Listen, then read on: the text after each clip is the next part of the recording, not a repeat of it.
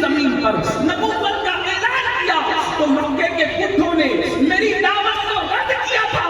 وہ مکے کے جوان تھے جنہوں نے میری دعوت پہ لبیک کہا تھا. سب سے پہلے اسلام جن لوگوں نے قبول کیا وہ سب کے سب جوان تھے. صدیق اکبر جوان تھے, فاروق اعظم جوان تھے, عثمان غنی جوان تھے, مولا علی جوانی کی طرف بڑھ رہے تھے, ابو ذر جوان تھے, سعد جوان تھے, سعید جوان تھے, مقداد جوان تھے, بلال جوان تھے. غرض میں یاد رکھنا جوانوں نے مصطفیٰ جان رحمت کی دعوت کو قبول کیا. بدر کے فاتحین جوان تھے, احد میں تلوار چلانے والے جوان تھے, خیبر کا فاتح تو ایسا جوان تھا کہ جس کی جوانی پر زبان رسالت نے کہا ہے لا فتح الا علی, لا سیف الا ذوالفقار. علی کی طرح کوئی جوان نہیں ہے اور ذوالفقار کی طرح کوئی تلوار نہیں ہے. مصطفیٰ جان رحمت کا خواب جوانوں نے دیا. بس میری گفتگو اسی پر پوری ہو جائے گی. بہت دل کے کانوں سے سننا, میری قوم کے جوانوں تم امت کا سرمایہ ہو. میری قوم کے جوانوں تم اس امت کا عظیم سرمایہ ہو. جس قوم کا جوان سمجھ جاتا ہے اس قوم کی تاریخ سنہری حرفوں سے لکھی جاتی ہے. جس قوم کا جوان بگڑ جاتا ہے اس قوم کو صفحہ ہستی سے مٹا دیا جاتا ہے, اس قوم کو برباد کر دیا جاتا ہے, اس قوم کو تباہ کر دیا جاتا ہے. میرے قوم کے جوانوں وہ جوان ہی تھے جنہوں نے اندلس کے ساحل پہ کشتیاں جلائی تھی. وہ جوان ہی تھے جنہوں نے بیت المقدس پر اسلام کا پرچم لہرایا تھا. وہ جوان ہی تھے اللہ اکبر جو تاجر کی حیثیت سے دنیا میں گئے اور لوگوں کو اسلام کا کلمہ پڑھا کر اسلام کے دامن میں پناہ لینے پہ مجبور کر دیا. اب آئیے میں آپ سے پوچھنا چاہتا ہوں میری قوم کے جوانوں کو کیا کرنا چاہیے, جوانوں کی زندگی کیسی ہونی چاہیے. آج چونکہ جوانوں کی نفسیات ہی ہوتی ہے, جوانوں کی کیفیت یہ ہوتی ہے کہ جوان اچھائی کو بھی جلدی قبول کرتا ہے اور برائی کو بھی جلدی قبول کرتا ہے. جوان سنورتا بھی جلدی سے ہے, جوان بگڑتا بھی جلدی سے ہے.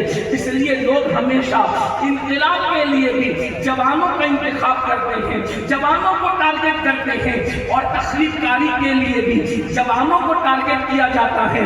ہندوستان کی سرزمین پر 60% سے زیادہ جوان ہیں. پوری دنیا میں سب سے زیادہ جوان اگر کسی ملک میں موجود ہے تو وہ ہندوستان کی سرزمین ہے. ہمارے یہاں 60% سے زیادہ جوان موجود ہے. اسی لیے آپ جلسے کو بھی دیکھ لیں, منبر پر بھی زیادہ تر جوان ہیں اور نیچے بھی زیادہ تر جوان ہیں. بس میں اپنی تقریر کو صرف اپنے درد دل کے حوالے سے پیش کرنا چاہتا ہوں.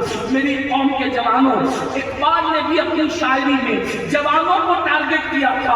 اقبال نے اپنی شاعری میں جوانوں کو ٹارگٹ کیا تھا, اور جوان جو محمد رسول اللہ کا کلمہ پڑھنے والے جوان ہیں, اقبال نے کہا تھا یہ جوان عقاب کی طرح ہوتے ہیں. عقاب مطلب شاہین, جسے ایگل بھی آپ انگریزی زبان میں کہتے ہیں.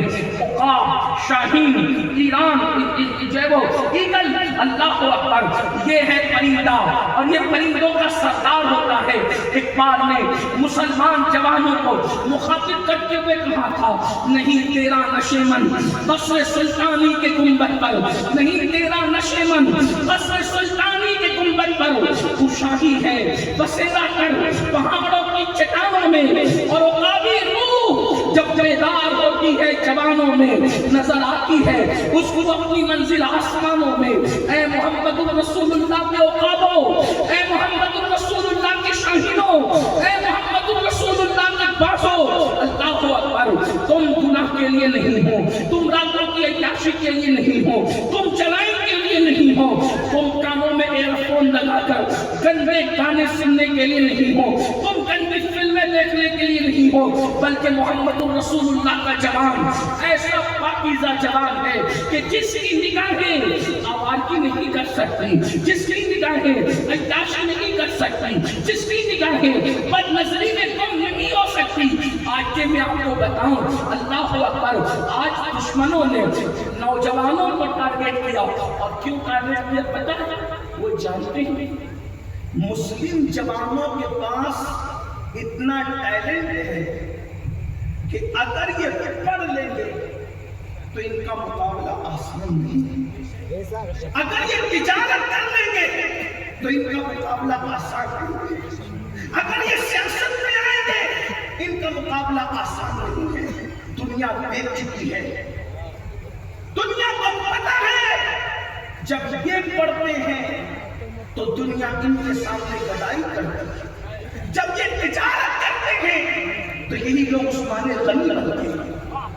جب یہ لوگ سیاست کرتے ہیں تو یہ عمر ابن خطاب اور صلاح الدین ایوبی بنتے ہیں. دنیا نے چاہا کہ ان لوگوں کو پڑھنے مت دو. دنیا نے چاہا انہیں سیاست مت کرنے دو. دنیا نے چاہا انہیں تجارت مت کرنے دو. تو اب تجارت, سیاست اور علم ان کو نہیں حاصل کرنے دینا ہے تو ان کو کسی نہ کسی چیز میں تو مبتلا کرنا پڑے گا. تو ان کی توجہ مقصد سے ہٹا دے. دھیان سے سنو, میں تقریر نہیں کر رہا ہوں, یہ صرف میرے دل کا درد ہے. تھوڑی دیر بس, اور اپنی گفتگو میں جلدی سے سمیٹ جتنا آپ سننا چاہتے ہیں, کیونکہ مجھے شوق نہیں, بس میں صرف شوق کے ساتھ اپنے دل کا درد پیش کرنا چاہتا ہوں. توجہ سے سننا, بہنوں کی بھی توجہ, ماؤں کی بھی توجہ, آپ سب کی توجہ. اللہ کے بندو, دنیا جانتی ہے ان کو مقصد سے ہٹانے کے لیے کسی نہ کسی چیز میں الجھانا پڑے گا. تو ان لوگوں نے کیا کیا, گناہوں کو اتنا خوبصورت بنا کر کے پیش کیا تاکہ مسلم جوان گناہوں کے دلدل میں ڈوب جائیں, اور الگ الگ طریقے سے نت نئے انداز سے گناہوں کو ہمارے درمیان اور خوبصورت انداز میں پیش کیا. کون سے گناہ؟ بڑے بزرگوں سے معافی چاہتے ہوئے میں گناہوں کا ذکر کروں گا, وہ برا نہیں مانیں گے, اس لیے کہ لشکر جو لگاتا ہے وہ دشمن نہیں ہوتا.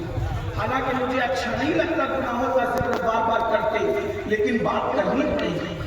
تو ہمارے جوانوں کو جن بڑے گناہ میں لوگوں نے بہت آئیڈیا کے ساتھ اور منصوبہ بندی کے ساتھ مبتلا کیا, وہ سب سے پہلی چیز زنا ہے, بدکاری ہے. ہر جوان کو فلم دکھا کر, بچیاں بھی غور سے سنیں, اگر وہ اس سے عمر میں چھوٹی ہیں تو میری بیٹی اور میری بہنوں کی طرح ہے, اور اگر بڑی ہے تو میری ماں اور میری بہن کی طرح ہے. ذرا توجہ سے وہ بھی سنیں, بہت آئیڈیا کے ساتھ, بہت منصوبہ بندی کے ساتھ ہمارے جوانوں کو زنا میں ملوث کیا گیا, بدکاری میں ملوث کیا گیا. آپ جانتے ہیں پہلے 35 سال اور 40 سال کے لوگ نہیں جانتے تھے کہ زنا کیا ہے, بدکاری کیا ہے, لڑکی بازی کیا ہے, حسن جمال کیا ہے, ناجائز تعلقات کیا ہے. بلکہ وہ لوگ شادیاں کر ہوتی تھی تو بھی بچے بڑی بے نیازی سے ماں باپ سے کہتے تھے تم اپنی مرضی سے تلاش کر لو, ہم نباہ کر لیں گے. لیکن آج کل کے لڑکے اور لڑکیاں اس قدر بے باک ہو چکے ہیں, فلمیں دیکھنے کی وجہ سے, سیریل دیکھنے کی وجہ سے, انٹرنیٹ کی وجہ سے, کہ اللہ اکبر, ماں باپ کو خبر بھی نہیں ہوتی. لڑکیاں اپنے لیے شوہر تلاش کر لیتی ہیں, لڑکے اپنے لیے بیوی تلاش کر لیتے ہیں. اللہ اکبر. اور پھر کیفیت یہ ہے کہ شادی ہونے سے پہلے سب کچھ ہو جاتا ہے, شادی کے بعد جو کچھ ہونا چاہیے وہ سب شادی سے پہلے ہو جاتا ہے. 80% لڑکے اور لڑکیاں اس بدکاری کے اندر مبتلا ہوتے جا رہے ہیں. ہنسنے کی, مسکرانے کی میرے جواب و بات نہیں, لیکن غور کریں اس کا نقصان کیا ہے.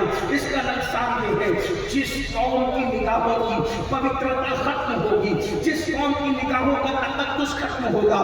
آپ جانتے ہیں یہ ناجائز تعلقات, یہ فون پر دیر دیر تک گفتگو کرنا, یہ زنا کے منصوبے بنانا, اس لیے کہ ناجائز محبتیں, لڑکے اور لڑکیوں کے ناجائز تعلقات ان کو زنا تک لے جاتے ہیں. اور زنا تمہیں پتا ہے کیا ہے؟ اللہ اکبر. جہاں زنا ہے وہاں فلاح ہے. وہ قوم کبھی فلاح نہیں پا سکتی, وہ قوم کبھی ترقی نہیں کر سکتی جو قوم زنا میں ڈوب جائے. امام شافعی رحمۃ اللہ علیہ نے فرمایا تھا, انسان جب قرض لیتا ہے تو وہ اپنی مرضی سے ادا کرتا ہے, مگر زنا وہ قرض ہے کہ اپنی مرضی سے انسان ادا نہیں کرتا. ادھر تو نے کسی کے ساتھ زنا کیا, ادھر تیرے خاندان کی کسی لڑکی سے وہ قرض خود بخود ادا ہو جائے گا. تمہیں پتا ہے اللہ کے سچے رسول صادق و مصدوق مصطفیٰ جان رحمت صلی اللہ علیہ وسلم نے زنا کے بارے میں کیا فرمایا؟